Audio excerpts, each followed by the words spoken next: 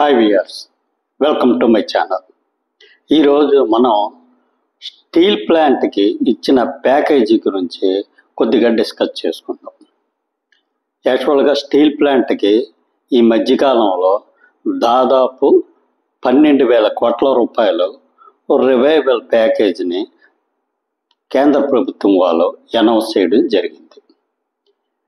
దీని గురించి ఈ స్టీల్ ప్లాంట్లో ఉన్న కొద్ది పెద్ద అఫీషియల్స్తోనే సంప్రదింపులు జరపడం కోసం అని చెప్పి కేంద్ర ప్రభుత్వ యూనియన్ స్టీల్ మినిస్ట్రీకి సంబంధించిన సెక్రటరీ లెవెల్లో ఉన్న శ్రీ సందీప్ పామ్డ్రిక్, పూర్తిగా పేరు గుర్తులేదు, సందీప్ గారు, ఆయన రేపు అంటే 28వ తేదీ విశాఖపట్నం స్టీల్ ప్లాంట్కి వస్తున్నారు.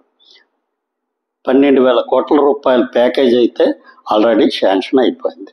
దీన్ని ఎలా ఖర్చు పెట్టాలి, ఏం చేయాలి అనే దాని గురించి సంప్రదింపులు జరపడానికి రేపు ఢిల్లీ నుంచి శ్రీ సందీప్ గారు వస్తున్నారు. కాకపోతే ఇక్కడ మనం ఒక విషయం గురించి డిస్కస్ చేసుకోవాలి. ఇది యాక్చువల్గా కేంద్ర ప్రభుత్వం వాళ్ళు విశాఖపట్నం స్టీల్ ప్లాంట్కి ఈ ప్యాకేజీ ఇవ్వడం ఇది రెండవసారి. ఇంతకు ముందు కూడా వాజ్పేయి గారు గవర్నమెంట్ ఉండేటప్పుడు శ్రీ చంద్రబాబు నాయుడు గారు ఇలాంటి సిచ్యువేషన్ స్టీల్ ప్లాంట్కి వస్తే అప్పుడు కూడా ఇలాగే ప్యాకేజ్ తీసుకొచ్చి స్టీల్ ప్లాంట్ని రన్ చేయడం జరిగింది. అప్పటి నుంచి ఇప్పటి వరకు పెద్దగా ఇబ్బందులు లేకుండా జరిగింది. కానీ ప్రజెంట్ కేంద్ర ప్రభుత్వం వాళ్ళు ఇవి ఎలాగైనా సరే స్టీల్ ప్లాంట్ని రన్ చేసే ఉద్దేశంలో అయితే లేరు. ఏదో విధంగా స్టీల్ ప్లాంట్ని ప్రైవేట్ పరం చేయడానికి ప్రయత్నించారు. కానీ స్టీల్ ప్లాంట్లో ఉన్న ఉద్యోగస్తుల అదృష్టమో మన స్టేట్ అదృష్టమో కానీ ఈసారి ఎలక్షన్లో బీజేపీ ప్రభుత్వం అనుకున్నంత మెజార్టీ రాలేదు సరిగదా. పూర్తిగా మన తెలుగుదేశం ప్రభుత్వం మీద, కూటమి ప్రభుత్వం మీద ఆధారపడే పరిస్థితి వచ్చింది. దాని వలన ఈ చంద్రబాబు నాయుడు గారు చేసే డిమాండ్కి తలొగ్గి సెంట్రల్ గవర్నమెంట్ వాళ్ళు దీనికి ఒక స్పెషల్ ప్యాకేజీ ఇవ్వడం జరిగింది. కాకపోతే ఇట్లా ప్యాకేజీ ఎంతకాలం ఇస్తారు? ఈ ప్యాకేజీ ఇవ్వడం వల్ల పూర్తిగా స్టీల్ ప్లాంట్ బయటపడినట్టే అంటే ఖచ్చితంగా బయటపడడం అనేది చాలా కష్టం. ముందు ఎలా ఉంటుంది అనేది చెప్పలేం. చంద్రబాబు నాయుడు గారి మీద కేంద్ర ప్రభుత్వం ఆధారపడినంత వరకు పెద్దగా ప్రాబ్లం ఉండకపోవచ్చు. కానీ ఒకసారి కేంద్ర ప్రభుత్వం కానీ మన రాష్ట్రం మీద ఏ విధమైన స్టేక్స్ లేని పరిస్థితి వస్తే కంపల్సరీగా స్టీల్ ప్లాంట్ని ప్రైవేట్ పరం చేయడం జరుగుతుంది.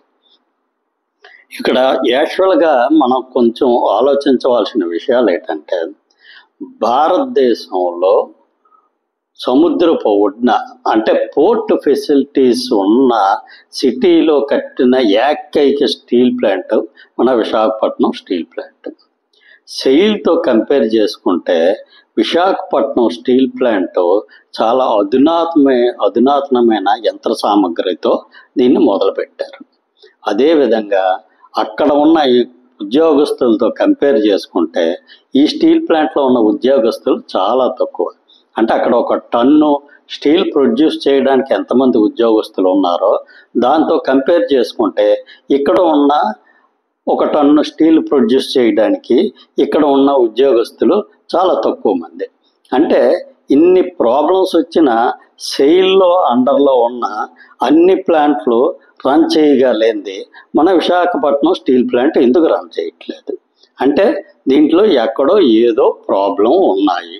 ఆ ప్రాబ్లమ్స్ ఏవో ఐడెంటిఫై చేసి ఆ ప్రాబ్లమ్స్కి సొల్యూషన్ తీసుకుంటే అప్పుడే ఈ స్టీల్ ప్లాంట్ బాగుపడుతుంది.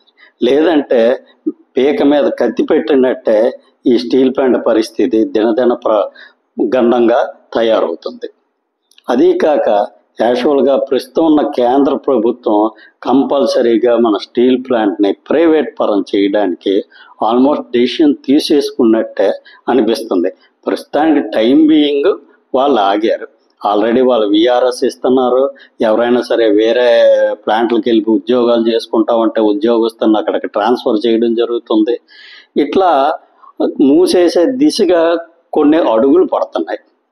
ఇలాంటి సిచ్యువేషన్లో ప్రజలు ఆలోచించవలసింది ఏంటంటే, యాక్చువల్గా ఇదే పరిస్థితి మన రాష్ట్రాన్ని విభజించినప్పుడు కూడా రాజకీయ నాయకులు ప్రజల్ని ఎంతో మభ్యపెట్టడం జరిగింది. విభజన జరగదు, హ్యాపీగా మనం కలిసే ఉంటాం అని చివరి స్టేజ్ వరకు ప్రజల్ని అన్ని రాజకీయ పార్టీలు మభ్యపెట్టడమే జరిగింది. అదే పరిస్థితిలో ఇక్కడ కూడా చేయకుండా కంపల్సరీగా అది ప్రైవేట్ పరం జరిగితే మన రాష్ట్రానికి స్టీల్ ప్లాంట్లో పనిచేస్తున్న ఉద్యోగస్తులకి ఏ విధమైన ఇబ్బంది లేకుండా ఇటువంటి ఎలాగ ప్రొసీడ్ అవ్వాలి, ఎలా ప్రైవేట్ పరం చేయాలని ఆలోచించి ఆ దిశగా అడుగులు వేయాలి. అంతేగాని లాస్ట్ మినిట్ వరకు ప్రజల్ని ఉద్యోగస్తుల్ని మభ్యపెట్టే పరిస్థితి రాజకీయ పార్టీలు చేయొద్దని కోరుకుంటున్నాం. దీంట్లో మెయిన్ ఇంపార్టెంట్ విషయం ఏంటంటే, స్టీల్ ప్లాంట్కు ఉన్న భూములు 1,00,000 కోట్ల రూపాయల పైన విలువ చేస్తాయని చెప్పి అనుకుంటున్నారు. కాబట్టి ఇంత హ్యూజ్ అమౌంట్ వాల్యూ చేస్తుంది కాబట్టి మన రాష్ట్రానికి దాంట్లో పనిచేస్తున్న ఉద్యోగస్తులకి ఏ విధమైన ప్రాబ్లం రాకుండా ఈ ఒకవేళ ప్రైవేట్ పరం చేయాల్సిన బట్ పరిస్థితి వస్తే రాజకీయ పార్టీలన్నీ కలిసి దానికి సంబంధించి ఆలోచన చేసి ఈ రాష్ట్రానికి నష్టం జరగకుండా చూస్తారని ఆశిద్దాం. ఈరోజు ఈ వీడియోలో నేను చెప్పిన కంటెంట్ మీకు నచ్చినట్టయితే సబ్స్క్రైబ్ చేసుకొని ఈ ఛానల్ని ఎంకరేజ్ చేయండి. Thank you.